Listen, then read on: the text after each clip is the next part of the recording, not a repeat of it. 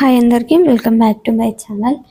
మీరు ఎక్కువగా బీరకాయ కర్రీ అంటే ఇష్టమా, లేకపోతే బీరకాయ పెసరపప్పు అంటే ఇష్టమా, లేదు అనుకుంటే బీరకాయ పచ్చడి అంటే ఇష్టమా? మీరు ఎక్కువగా ఎలా చేసుకుంటారో ఖచ్చితంగా కామెంట్ చేయండి. నాకైతే బీరకాయ ఎక్కువ పప్పు ఏమి వేయకుండా ఇలా సింపుల్గా చేసుకోవడమే ఇష్టము.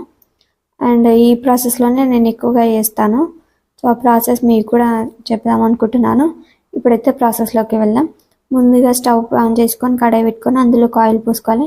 ఆయిల్ పోసుకున్న తర్వాత అందులోకి జీలకర్ర వేసుకొని మంచిగా ఫ్రై అయిన తర్వాత కట్ చేసి పెట్టుకున్న ఆనియన్స్ వేసుకోవాలి. ఆనియన్స్ కూడా మొత్తం ఫ్రై అయినాక ఇందులోకి కరివేపాకు అలాగే కట్ చేసి పెట్టుకున్న బీరకాయలు కూడా వేసుకొని మొత్తము కలుపుకుంటూ ఒక 50% ఉడికేలాగా ఫ్రై చేసుకోవాలి.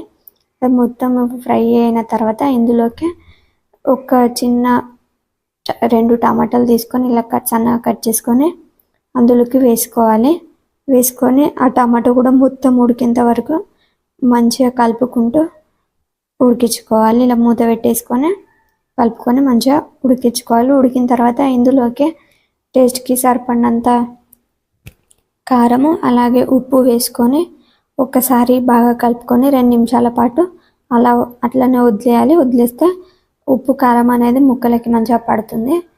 మొత్తము కలుపుకొని ఉడికించుకున్న తర్వాత ఇందులోకి ఒక్క టీ గ్లాస్ వరకు వాటర్ పోసుకోవాలి. వాటర్ పోసుకొని ఆ ముక్కలు మొత్తం ఉడికేంత వరకు బాగా చిన్న మంట మీద పెట్టేసుకొని మంచిగా ఉడికించుకోవాలి. ఉడికించుకున్న తర్వాత ఇందులోకి కట్ చేసి పెట్టుకున్న కొత్తిమీర వేసుకొని కలిపేసుకొని స్టవ్ ఆన్ చేసుకుంటే అయిపోతుంది. ఎంతో టేస్టీగా ఉండే బీరకాయ కర్రీ. ఇది కూడా నా స్టైల్లో. మీకు ఎప్పుడైనా చేసుకోవాలనిపిస్తే ఒకసారి ఇలా ట్రై చేసి చూడండి. ఎలా వచ్చిందో ఖచ్చితంగా కామెంట్ చేయండి.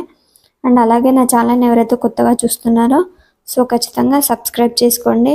And thank you for watching.